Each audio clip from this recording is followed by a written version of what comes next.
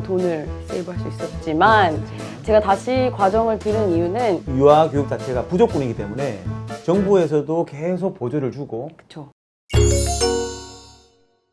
자, 오늘은 벤센 유학을 통해서 어학연수를 하고 유아 교육, LMIA, 취업, 이민, 그리고 플러스 남자친구까지 다 해결한 우리 학생을 모시고 실질적인 이야기를 한번 나눠볼게요. 저는 한 10년 전에 처음 원장님 통해서 캐나다 오게 됐고 그 이후에 한국에서 사회복지사로 일을 하다가 유아교육에 대한 미련이 너무 남았었고 그걸 또 캐나다에서 영어로 배우면 너무 좋을 것 같다라는 생각을 했어서 다시 원장님한테 연락하고 벤센 통해서 학교 등록해서 이민까지 지금 해서 현재로 캐나다에서 유아교사로 일하고 있는 김민아라고 합니다. 김민아, 본인 학교도 잠깐 소개 한번 해줄 수 있으세요? 어떤 학교에서 어떤 공부를 했는지. 네, 저는 여기 스프라시오 컬리지 EC 디플로마 과정을 했고요. 거의 2년 정도 걸리고 자격증은 이제 EC 베이직 자격증이랑 또 인펀트 토들러라고 이제 어린아이들을 볼 수 있는 영유아 자격증 그리고 이제 스페셜 니즈 장애 아동들까지 볼 수 있는 3가지 자격증이 한꺼번에 2년 정도 코스로 되어 있는 학교에서 2년 동안 공부했습니다. 인터뷰를 시작하기 전에 이 C가 우리는 내용을 알지만 어떤 뭐의 약자인지 일단은 먼저 알고 시작하면 좋을 것 같아요. 이 C는 발음 조심하시고 Early Childhood Education입니다. 우리는 흔히 이제 부를 때 ECE라고 하죠. 우리가 다 하지 않고 그죠? 네. 한국에서 막연하게 캐나다 와서 유아 교육을 해야 되겠다라고 생각하시는 분들은 이게 지금 힘든지 영어는 얼마나 해야 되는지 네. 그건 되게 궁금하거든요. 저 같은 경우는 사회복지를 한국에서 전공을 했고 아동학이나 이런 것들에 관련해서 한국에서 한국어로 공부를 했음에도 불구하고 여기 와서 그걸 다시 영어로 공부한다는 게 부담스러웠어요. 특히 ESL 과정을 거치진 않았었거든요. 그래서 조금 더 어려웠는데 수업이 하루에 5시간씩 매일이고 과제도 굉장히 많고요. 실제로 그러면 여기서 공부했던 것들이 유아 교육을 하면서 공부했던 것들이 데이케어 센터 가서도 많이 활용이 되나요? 정말 많이 사용하죠. 그리고 왜냐면 그 과정 2년 동안 듣는 코스 안에서 그냥 학문적으로 수업만 듣는 게 아니고 한 과정이 끝날 때마다 프랙티컴이 있어요. 그래서 이제 현지 실습을 나가는 거죠. 한국말로 나가면 현장 실습. 그러네. 그리고 우리 집 와서 실습했구만. 그렇죠. 애기들 보고. 우리 애기 그게 하나 틀렸잖아요, 그죠? 그쵸. 그래서 우리 애기를 대상으로 해가지고 실험도 하고. 네네네. 뭐 옵저베이션도 하고. 맞아요. 그래서 한국에서 했던 것도 물론 도움이 됐었지만 여기서 이거를 안 했다면 여기서 현지에서 일할 때 되게 어려웠을 것 같아요. 요즘에 어떤 문의를 많이 받냐면 한국에서 라이센스를 교환을 해서 여기 와가지고 바로 취업을 하려는 분들도 사실 계세요. 그렇죠. 이론상으로는 가능한 이야기잖아요. 네, 맞아요. 저는 사실 한국에서 사회복지사 과정을 들을 때 보육교사도 있었어요. 제가 가지고 있는 자격증으로 충분히 여기서 교환을 할 수 있었고 돈을 세이브할 수 있었지만 제가 다시 과정을 들은 이유는 첫 번째는 어쨌든 영어, 두 번째는 현지에서 또 배우는 룰이나 사회적인 그런 바탕 지식들 그리고 현지 데이케어, 한국의 데이케어와는 분명히 다르거든요.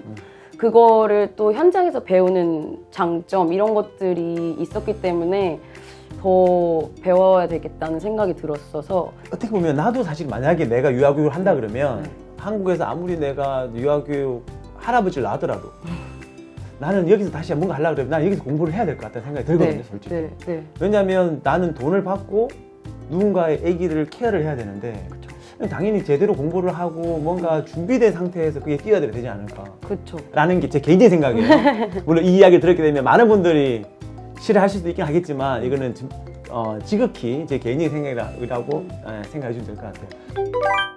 자, 그러면 여기 지금 본인이 캐나다에서 일을 하고 있잖아요. 데이케어 센터에서. 한국에서도 분명히 경험이 있으시죠? 있죠. 당연히 라이센스 따기 위해서는. 네네네. 자, 그러면 본인이 두 가지 다를 경험한 입장에서 비교한다면?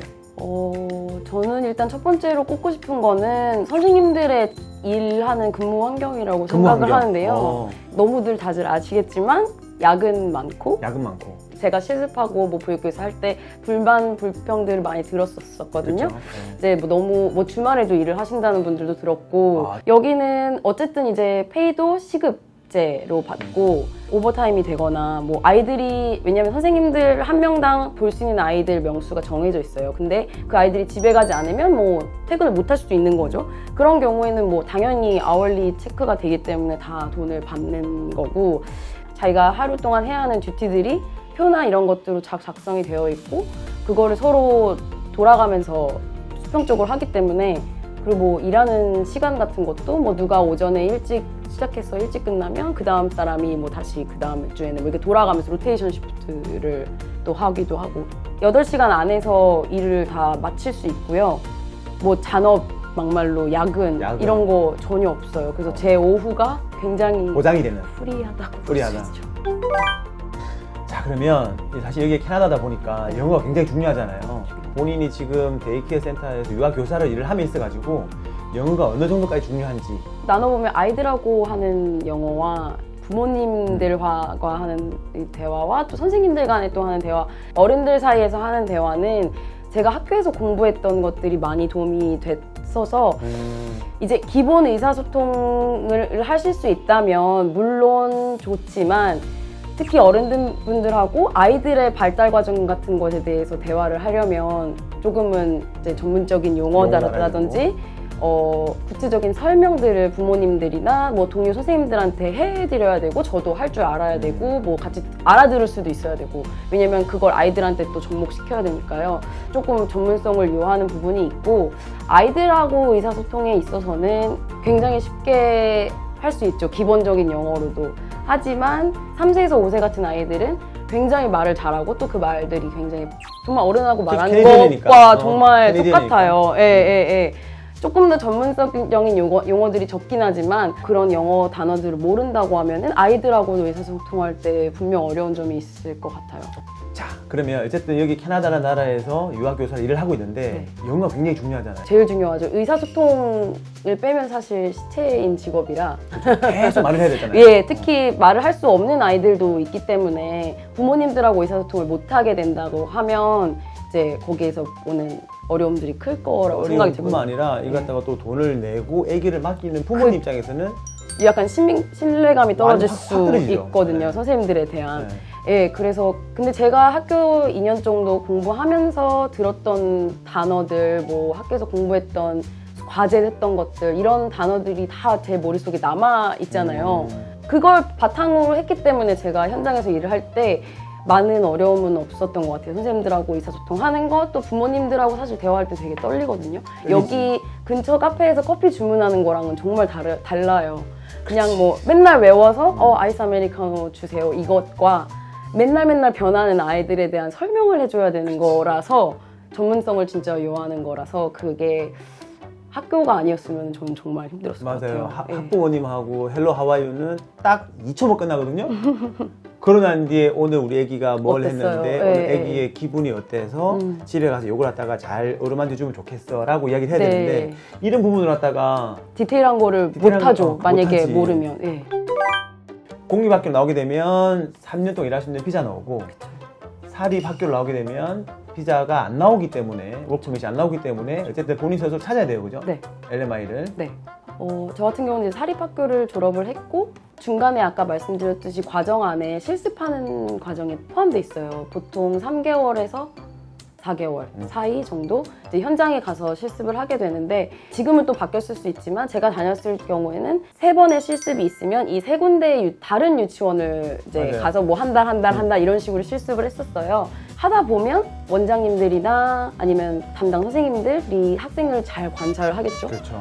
그래서 이 학생이 일을 만약에 잘한다 싶으면 이렇게 잡 오퍼를 해요. 유아 교육 자체가 부족군이기 때문에 정부에서도 계속 보조를 주고 그렇죠. 사람이 없기 때문에 내가 가서 정말 열심히만 하면 픽될 수 있는 가능성이 굉장히 많죠. 굉장히 굉장히 많아요. 크죠. 예, 제가 지금은 또 더 많이 필요하다고 들었어요. 선생님, 왜냐면 데이케어 센터들이 늘어나는 추세라서 그리고 정규 과정들을 거쳐서 공부하는 선생님들이 일을 할 수 있기 때문에 정부에서도 많이 본인이 지원을 해주고 있고. 그죠. 나도 이제 기억나긴 하지만 네. 본인은 그 일자리를 구함에 있어가지고 힘들진 않았는지. 처음에는 힘들었었어요. 근데 이제 학교 실습 과정이 있어서 거기에서 제가 실습을 하면서 좀 잘 보였나 봐요. 뽑혔잖아요. 예, 그래서 다행히도 원장님이랑 주변 선생님들이 좋게 봐주셔가지고 이제 잡 오퍼를 받았는데 자기가 조금 하기 나름인 부분도 있지만 기본적인 자기 역량과 그 의지가 있다고 하면 특히 한국인의 그런 긍지 그렇죠. 그런 것들을 잘 보여주면 맞아요. 네. 사실은 여기 원장 선생님들께서 한국 학생이 네, 굉장히 좋아해요. 되게 선호해요. 일단 부지런하고, 네. 그 다음에 일 잘하고, 음. 그 다음에 성실하고, 막 이런 것들이 많이 알려져 있거든요. 그래서 어느 정도만 하면 사실은 뭐 일제 잡는 건 별로 힘든 거 아닌 것 같아요. 예, 그렇게 어렵지 않아요. 그러고 난 뒤에 본인 같은 경우는 이제 일 경력을 1년, 2년 채워가지고 이민까지. 네, 맞죠. 네. 자, 그리고 본인이 이제 스포샤를 다니면서 유아교육 학교를 다니면서 많은 과목들을 공부를 했잖아요. 네. 근데 어떤 과목들을 공부를 했고 그 과목들이 실제로 내가 일을 하면서 어떻게 쓰였는지. 가이드 앤 케어링이라고 해서 아이들한테 어떻게 훈육하는지에 대한 것과 또 이제 차일드 디벨롭먼트라고 아이들의 발달 과정에 대해서 배우는 그 두 과목이 제일 생각이 나는데 정말 긍정적으로 아이들한테 말을 해야 하고 그 표현 방식이나 이런 것들을 또 이제 영어로 배우죠, 물론. 그 책에서 배웠던 내용 플러스 이제 학교에서 선생님들이 내주셨던 과제 그리고 또 유치원에 직접 가요. 과제를 하려면 이제 유치원에 가서 옵저베이션을 하고 노트를 적고 또 그거에 대해서 리포트를 쓰고 하는데 그 현장에서 또 직접 봤던 것들이 그 프로그램 안에 포함이 되어 있어가지고 많이 지금 현재까지 많이 도움을 받고 있는 것 같아요.